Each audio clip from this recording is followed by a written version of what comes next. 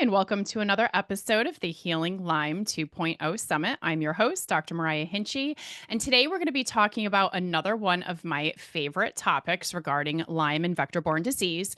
We're going to be talking about nutritional strategies for healing Lyme and co-infection, and really talking about how important feeding your body certain nutrients are when you're healing from these infections, as well as certain foods to avoid and why. So, here to discuss this with us is Dr. Marie Matheson. Dr. Matheson is a naturopathic doctor, and she is the co founder of the BioHeal Ottawa, which is a multidisciplinary health clinic specializing in complex chronic illnesses. She's a community builder, creator, and facilitator of Lyme Bright Collective, which is a Lyme health education program, and the online course Tick Bite Ready. As a member of the International Lyme and Associated Diseases Society, or ILADS, she completed the ILADS Physicians Training Program with the late Dr. Charles Ray Jones. In addition, she serves on the advisory board for the Forum of Integrative Medicine, or TFIM. And Dr. Matheson is also a featured author of a chapter within Connie Strasham's groundbreaking book, New Paradigms in Lyme Disease Treatment. Welcome, Dr. Matheson. It's an honor to have you here. Oh, thank you. Thanks for having me. I'm so glad to be here. Absolutely. Tell our audience a little bit more about yourself and how you came to specialize in treating Lyme and vector-borne diseases. Yeah, thanks. So I would not be here today if it wasn't for my lovely niece Mia, whose journey with Lyme disease and my deep desire to help and help move her forward helped me sort of expand and carve that path to help so many others with the similar struggles. That path continued on with my own children's tick bites, of course, and then my own tick bite in 2021. It's been my journey and to help so many out there. And I've really found that nutrition has been a really incredible way to help move people forward. Absolutely. I am one of those people that really believe that food is our medicine and that food really acts as medicine or poison to our bodies. And, it's like we have to buy food, we have to eat. So why not get it to work for us instead of against us? Yeah, well said. And I think the longer I've been practicing, Mariah, the less dogmatic I've become. It's almost like 20 years of practice has made me less pigeonholed in terms of what is the perfect diet out there. Because I just don't think there is a perfect diet. I think we have to look at the person in front of us using naturopathic medicine as we do best, looking at the individual in front of us, their cultural differences, and their ethical differences, right? So we look at the individual in front of us and we look at the quality of food that we're putting in our mouth. And I think that's really, really important when we're discussing what is the right food. We don't necessarily put everybody on a histamine diet or a low oxalate diet. We look at the individual in front of us. And I think that's really crucial. If you take anything from this, we try to less is more and look at the quality of our foods in general. Absolutely. So, how do you feel, just like from a basic standpoint, Mhm. what role does nutrition play in the recovery process of Lyme and co-infections? It's so huge, right? It's so huge. I mean, I think about my own niece Mia, who relapsed a few years back. It was due to a food sensitivity. And once we removed that food sensitivity, it was gluten, if you want to know, her joint pains went away. And so it wasn't necessarily the Lyme infection per se, but actually the food that made the biggest difference in her relapse. Food can actually support the immune system. It reduces inflammation. It helps with tissue repair. If we have nutrient dense diets, we can actually aid our detoxification process, give our body fuel and energy. And it is an absolute game changer. To my point, in order to see me at the office, you need to see my nutritionist first.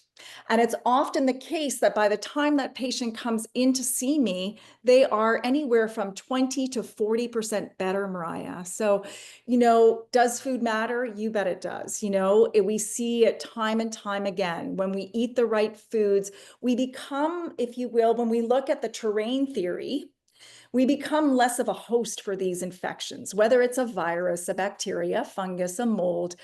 It's our terrain. And so we give it the opportunity to not be able to fester and grow because we have the anti-inflammatory properties to be able to fight it on our own. These foods do become our medicine, including ginger tea every day or every other day can be antimicrobials, and using food and herbs as our medicine. And there's no wonder why, in India, we use so many antimicrobial herbs because of all the exposure to parasites, for example. So using some of the really key components that other cultures have used is really key when we're looking at Lyme treatment in terms of nutrition.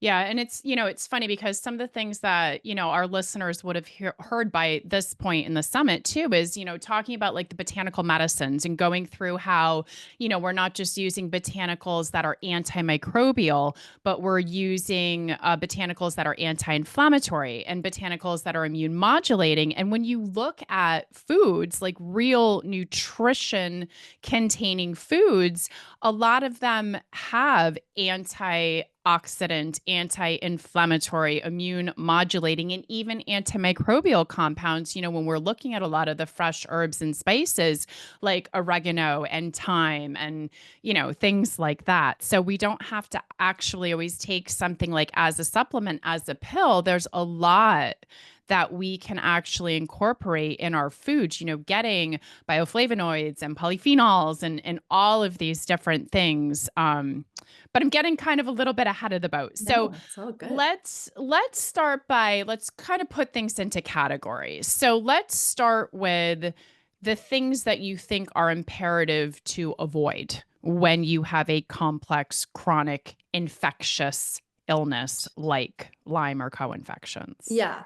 And I'd like to preface, I'll jump into that. I always like to say to my patients, and I'm speaking to you freely like I would with a patient, is that I always focus on the foods they can have before I Mhm. pull away. That way you fill your bucket, you fuel yourself with all these incredible things, and it becomes less of an urge or a need to focus on the things that you can have. It's like telling a kid not to touch a cookie jar. All they're going to think Yeah, about is that cookie jar, right? right. But we do know there's some crucial things. So the first one would be refined sugars, right? So we know that once you eat a refined sugar, it decreases your immune system by anywhere from 50 to 80% within 3 to 5 hours of eating it. That's huge, right? What white blood cells crash, that's not what we want. So eating sugar refined in that way can be really an important part. It also depends whether the person is taking antibiotics or are they just taking herbal medicines. It's my advice to avoid all types of sugars if it's antibiotics for risk of C. difficile, et cetera, as well as yeast infections. But if they're on a herbal protocol, which is the advantage, they may or may not, but they may be able to actually tolerate some forms of honey and some forms of maple syrup.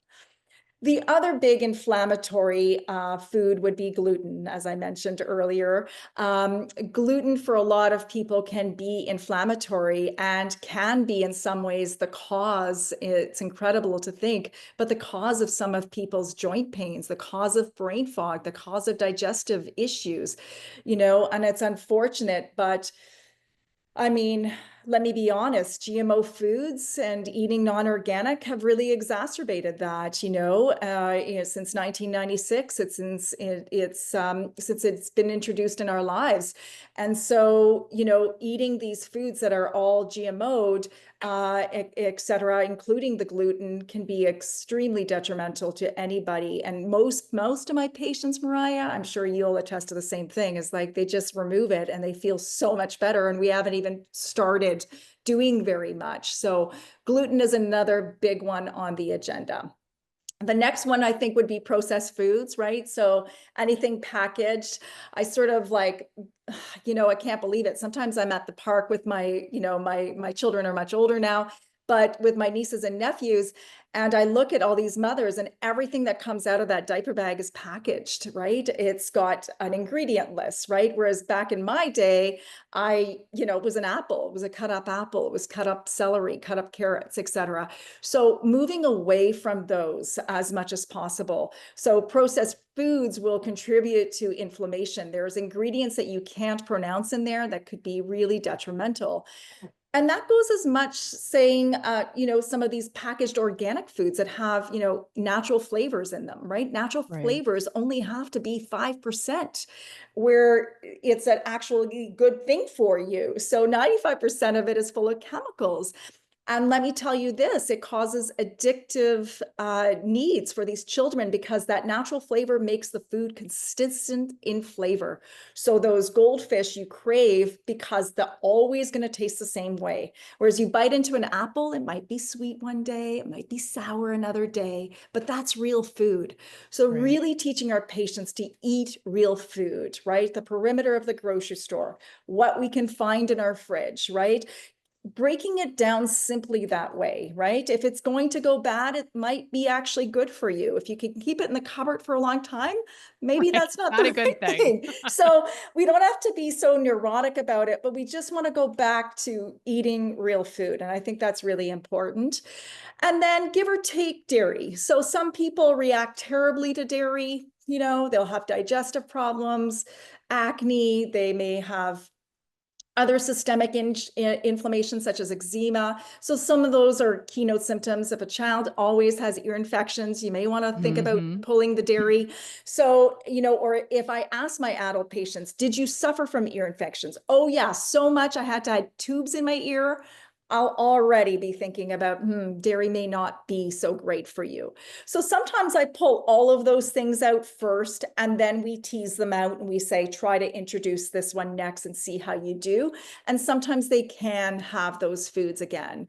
And then lastly, I'd say alcohol, right? So again, it is a sugar, it is inflammatory, it'll affect sleep, it'll affect energy. So many of my patients, and you really do need to ask this because some patients are really suffering and it's their way to release. And so I teach patients, find other ways, try to walk, try to exercise at night when those cravings come. So you're looking for this dopamine hit, and try to find other ways to achieve that if you can, and try to find some sort of hope and benefit in your life that way. So those would be the key ones.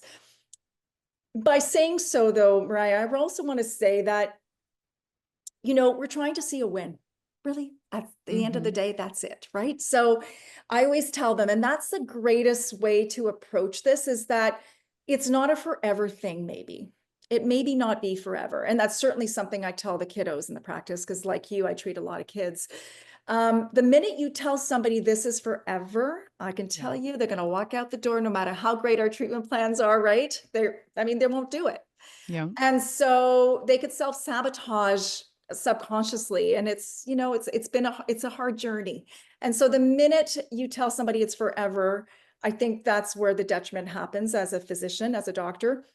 And so I think it's key to just say it's just for now. It's until we see a win, until we get better.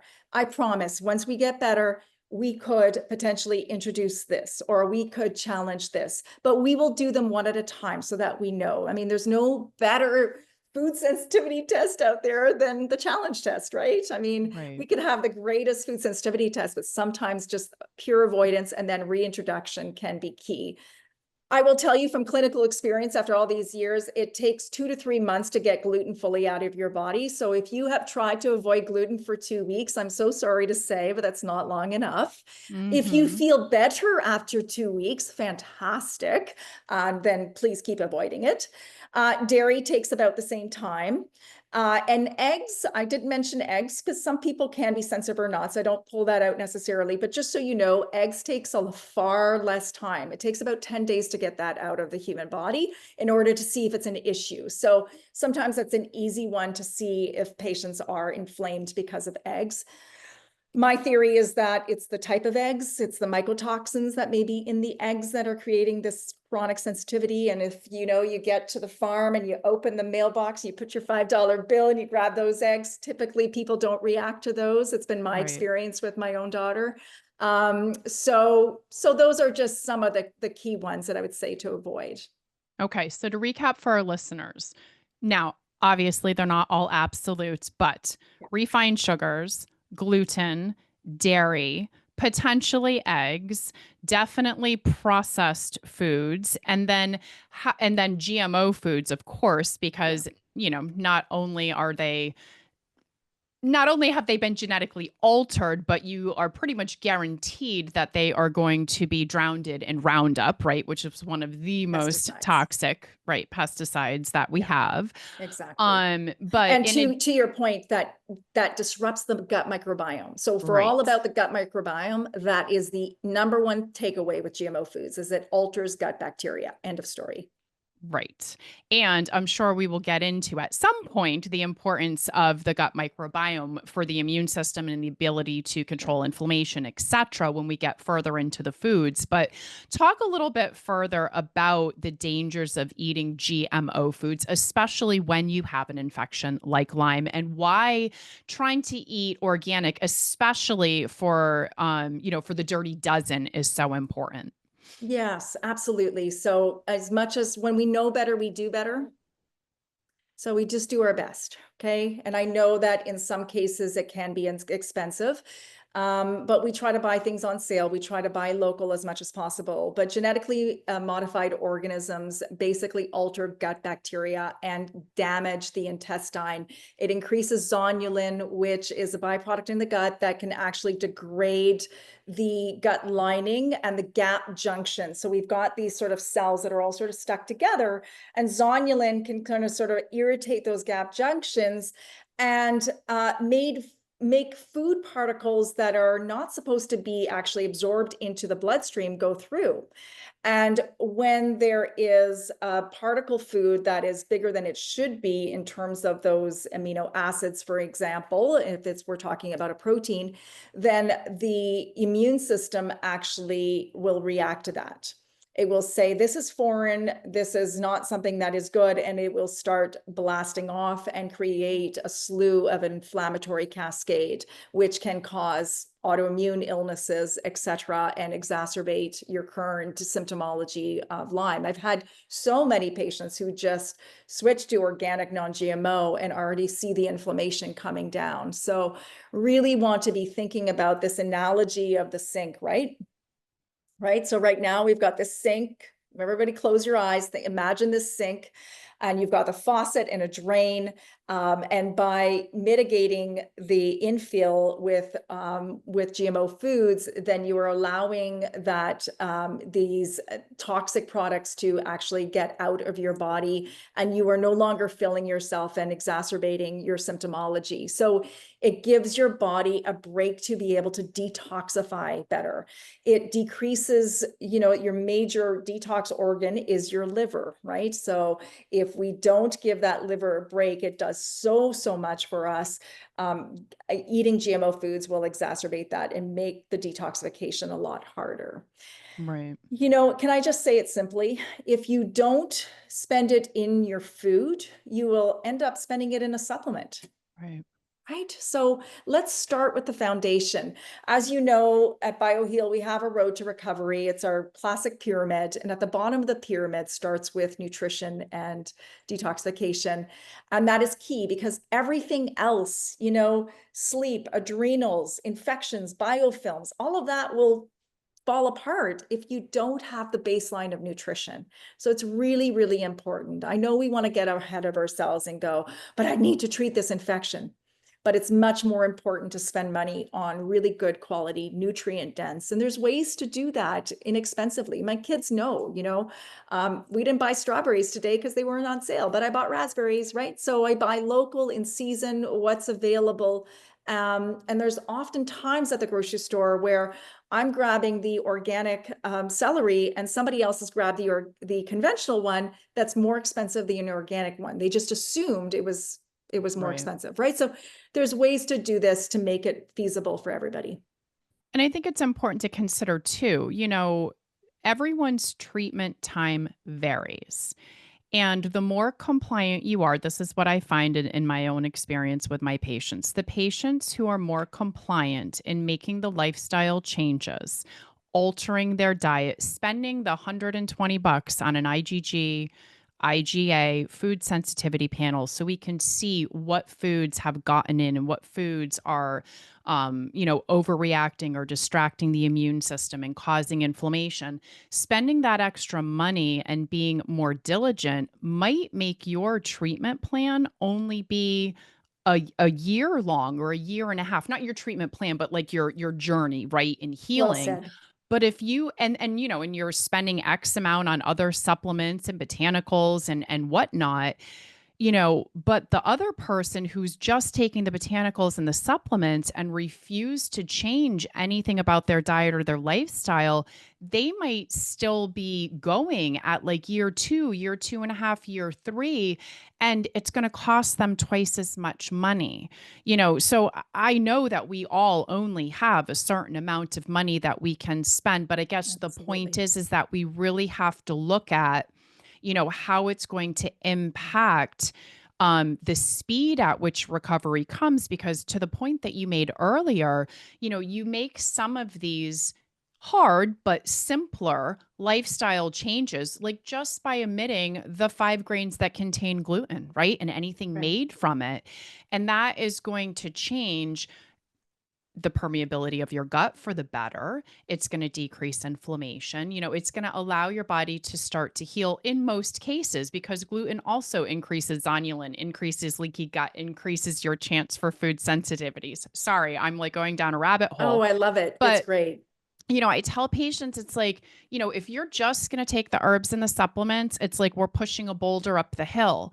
If Correct. you can get your food to work for you and your lifestyle to work for you and get in a healthy mindset and come from a place of gratitude and like you've got this and you have hope, it's like That's right. all of a sudden that boulder is going down the hill, right, and things are Exactly. just getting better and better and better and better. So sorry, that was a very long-winded. I No, agree with I you. love it. Exactly. It's because we agree with each other. It's just so fantastic. And like case in point, I was getting it's starting to be somewhat still cooler right now. And I was feeling my hands were a little cold. So I made myself a huge pot of fresh ginger tea. My hands are warm right now, right? So Mhm. this is nutrition. Yeah, I could have taken a herb. Yeah, I could have done a lot of other things, but I decided to use food as my medicine, right? And same goes with, like, can we talk about binders a little bit? Because we often Yes. use that in treatment, right? What about culinary binders, right? Right. Those are so important and they're just in our cupboard. We use chia seeds and hemp seeds. And if you've got SIBO, then grind up some nuts, grind up Yeah. other nuts where that won't cause a reaction. But these are great ways to actually bind mycotoxins or bind endotoxin from the release of killing the Lyme bacteria or the co-infections. So really thinking about, yes, you could be on charcoal. Yes, you could be on all these other things, but using food that we have to our, in our cupboards to really help improve and move ourselves forward that way. So Yeah. we can use it in various different ways.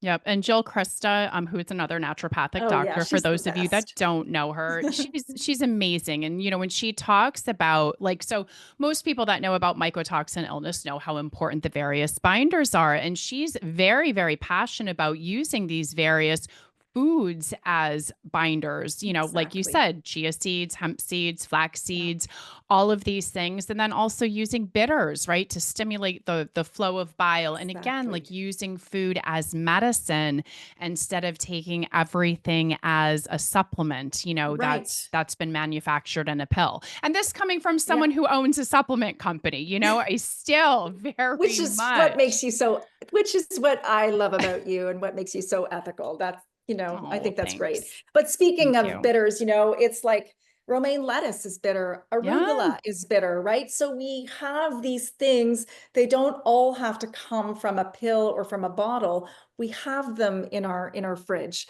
to stimulate that. And then we can make teas, you and I are naturopathic doctors. So Yeah. tea is a great medicine, especially if it's super potent. Yeah, exactly. Right. So what would you say? Give us an example of what a day maybe would look like for a patient with Lyme, more focusing on like what should their minimal nutrient intake be? And Yes, obviously this is different, child versus adult, for man sure. versus woman, activity level, etc. But just kind of like the basics from a macro standpoint, and then get into like what micros do you really think are important when it comes to giving the body like the medicine that it needs to heal.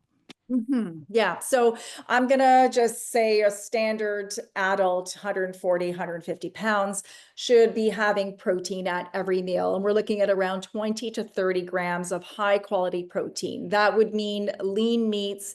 That would mean, grass-fed beef or bison. That would mean pastured chicken, right? It's not grain-fed, it's pastured. It's grubbing on seeds and grubs and worms.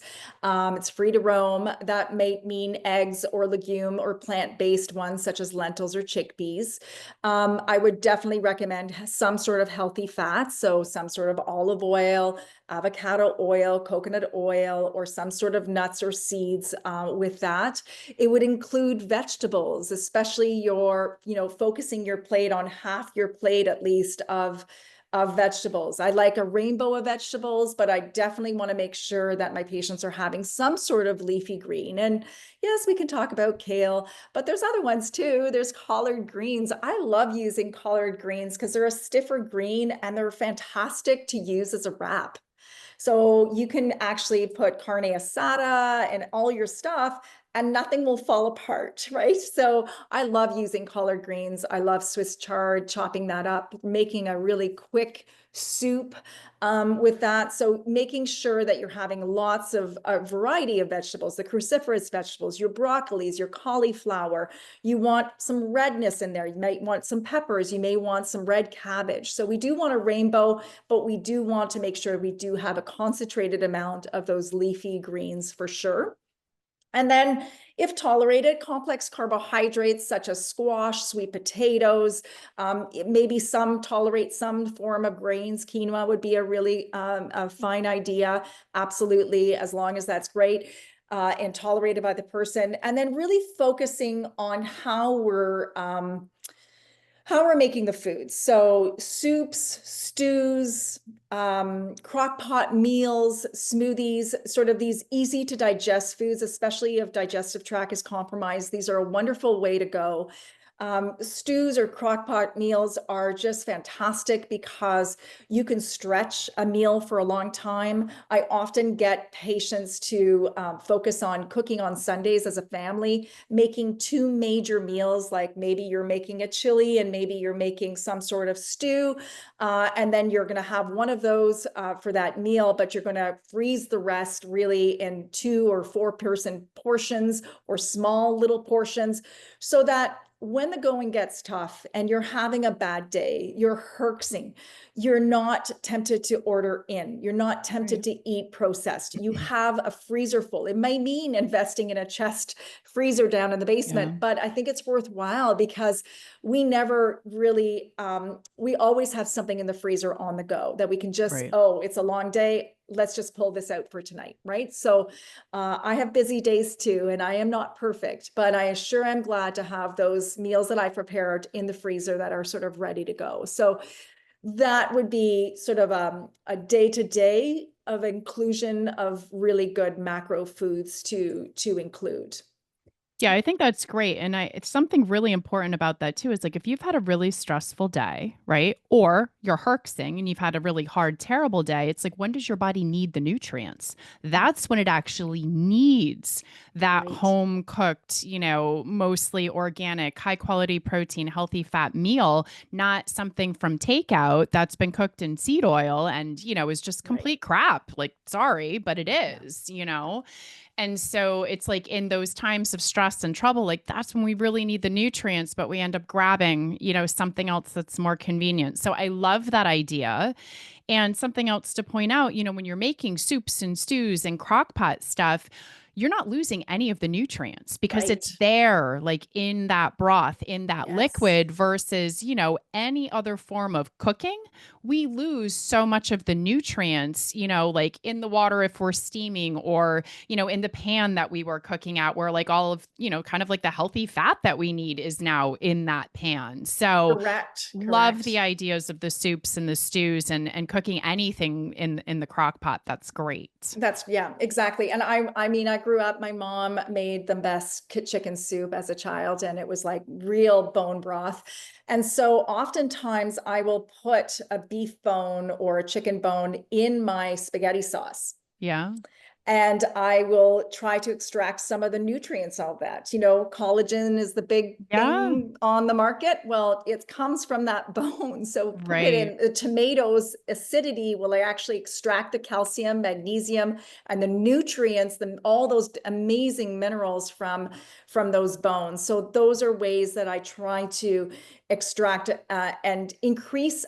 My goal is always, whenever I'm cooking, is how can I make this more nutrient dense? Yes. How could this be just a step up, right? So if you love chocolate, how could you do that? So you could actually melt some coconut oil with your favorite nut butter, whether that's cashew, sunflower, anything you want. Throw in some stevia, which will, fight biofilms, maybe some cocoa powder or carob powder, and melt it. Then you put it on a cookie sheet with parchment paper and you pour it on, and then you put in the freezer. Sometimes I'll add a few drops of peppermint oil at this time of year for Christmas. Sometimes on one half, I might put some walnuts or some toasted almonds or coconut, shredded coconut, just for a little added crunch. Once it's frozen in 30, 45 minutes, I break it all up, put it in a Tupperware, and you can actually have this whenever you have a craving, whenever you're feeling like, oh, I just want something. So trying to find ways to increase. So trying to find ways, where can I add more chia seeds, right? So I make some of those seed crackers sometimes. I add more chia. I add it to any homemade granola that I make. How can I add it to a smoothie or hemp seeds? I can get away with hemp seeds with my kids, soaking the hemp seeds a little bit for a few minutes before I blend the smoothie. The chia can make it a little bit thick, but hemp seeds are really great. And so I don't actually use a nut milk in my smoothie. I just use the hemp seeds with water, and then I add my fruit, my protein, etc. And so I try to, everything I think about, everything I make, I'm like, how could I just 2.0 this? How can I Yeah. make this just slightly better? So, And then even, like using the flax meal, the fresh ground right, flax meal instead of eggs. It does the same correct. functionality in any recipe that you're making, but now you're getting, all of the health benefits of having that ground flax meal and maybe not having eggs because a lot of my patients can't tolerate eggs. Correct, correct. And the key with the eggs, I know a lot about it because my daughter was sensitive to them, is that eggs make baking fluffy. So you may want to look at just upping the baking powder slightly, or upping the soda powder slightly, and then making sure when I do that flax egg that I really am whipping it, because that's what Mhm. makes baking so fluffy. It's the eggs. I Right. didn't realize that until I removed eggs. And so that's just a little trick of the trade. Another trick of the trade is gluten. I learned this from my sister with Mia, is that gluten, in order to make it fluffy, gluten baking, you actually have to over mix it. So we're told in baking, don't overmix, don't overmix. Well, when it comes to gluten-free, please overmix. We literally put the gluten-free flour in our mixer. My husband makes this amazing gluten-free chocolate cake, and he walks away for 7 minutes. Oh, wow. Right? So So you so really that's have where to I'm going wrong overmix. with my sourdough then. That's as hard as a rock and a block. It's not over Overmix it. mixing. Got it. Okay. Overmix it. Yeah. Few So little funny. tips. Yeah, it is. All right. So do you want to tell us any more like from a micronutrient standpoint, things that you're looking for in a, like in someone's daily diet? Well, we just want to make sure that we're making sure we're getting a slew of all the vitamins. So vitamin A would come from your carrots, any of the orange type vegetables or fruits. Vitamin D from eggs, if you tolerate them, from the sunshine, right? Of course. Vitamin C, we don't make vitamin C. We have to get it from our food. So it's not just citrus fruits. So red peppers would be a great way to get some vitamin C. And then all of your minerals minerals that could be found in a lot of meats and a lot of legumes, if you tolerate them, etc. So we just really want to get our nice variety of whole foods. Yes, I know a lot of my patients with mast cell activation disorder come in eating 3 foods, right?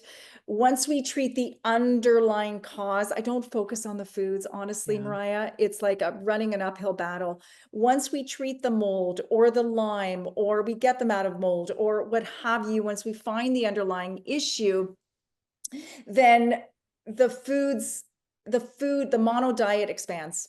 Yeah. Okay.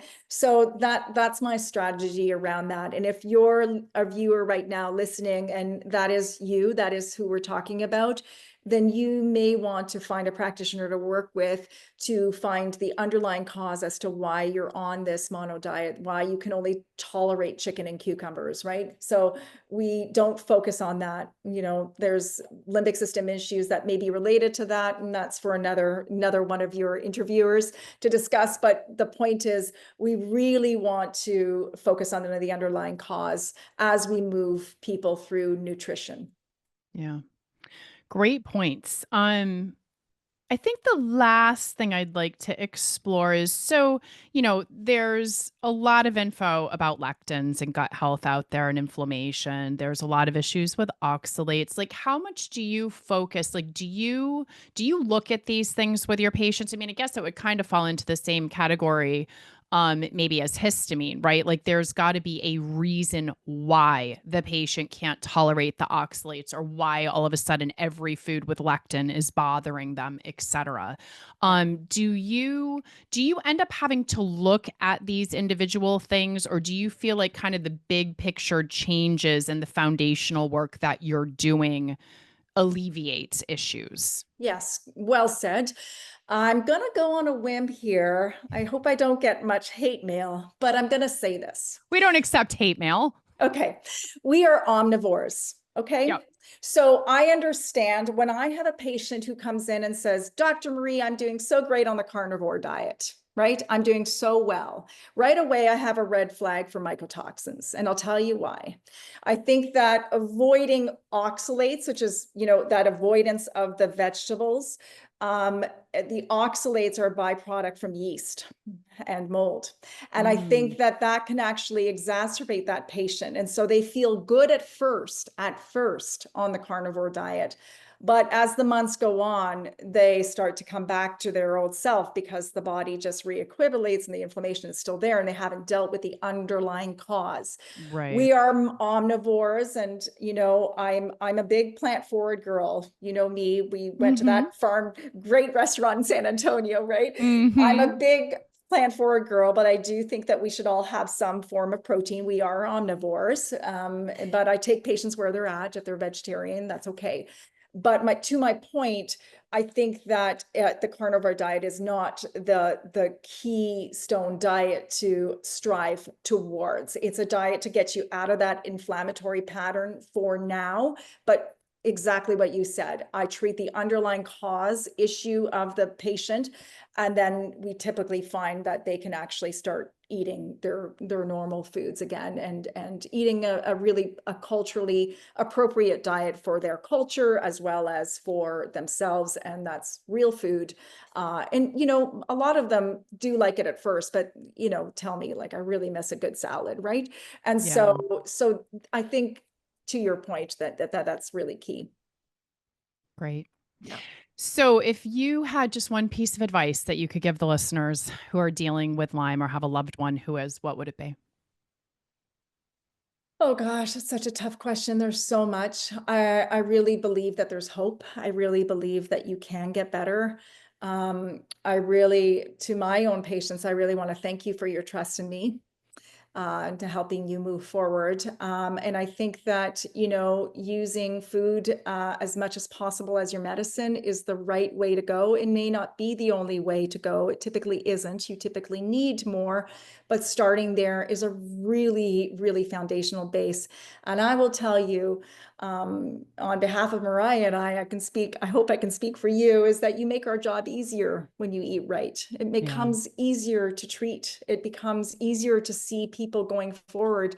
And in fact, when I don't see patients moving forward, there are a couple of key things that I'll ask for, and that, are you living in mold? Are you really following the dietary strategies?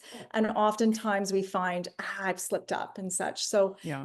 my key thing is that there's hope, and the other thing is include ginger tea every day, almost every day, especially if you can. I just love that stuff. I'll just leave you with this. My favorite way to do it is buying a whack of organic ginger, putting it in your Vitamix with a little bit of water to sloosh it around, and then putting it in ice cube trays and freezing it, and then keeping it in the freezer in a big bag so you can use it in your cooking when you're making curries for anti-inflammatory. Make tea with it. It increases circulation. It decreases this hypercoagulation that we're seeing post-pandemic. Hmm. So there's so much, ginger does everything we learned in school, right? In medical Yeah. school, Yeah. It right? decreases pain, right? It It decreases decreases, substance pain and inflammation. thank you, kills all sorts of infections, all of Yeah. them.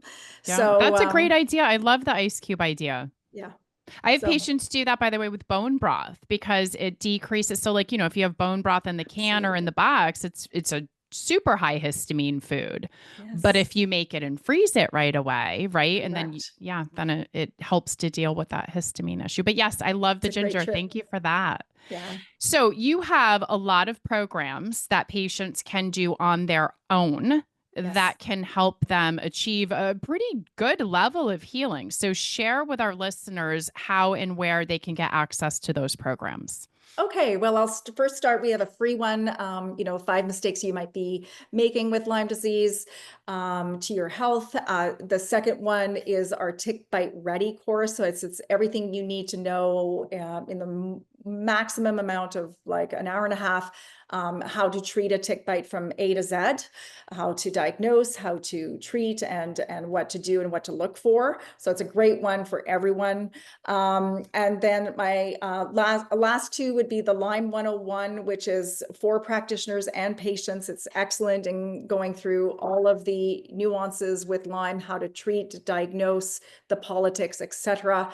And then we do have the Lyme Bright Collective, which is an 8-module program, which you can do in on Zoom within a group, or as an evergreen as a program. And they're all on sale. Awesome. So where would someone go to find those? What's the Right. website? Yeah, so website is www.biohealottawa.com, and you can also email us at info@biohealottawa.com. Awesome. And are you or anyone in your practice still taking new patients? Absolutely, we are still taking new patients. I am as well. There's a little bit of a wait for me, but you can still get in. We do virtual or in person. We have 3 other doctors that are also taking patients. So we are here to help. Wonderful. And same website if Same someone would like to website. be a patient. Okay, Yes, wonderful. correct. Well, Yeah. thank you so much for being here with me. It's always an honor and a pleasure. Thank you so And much. absolutely. And to all of our listeners at home, I hope that you found this helpful and it helps you on your journey to healing Lyme. We'll see you next time. Bye bye.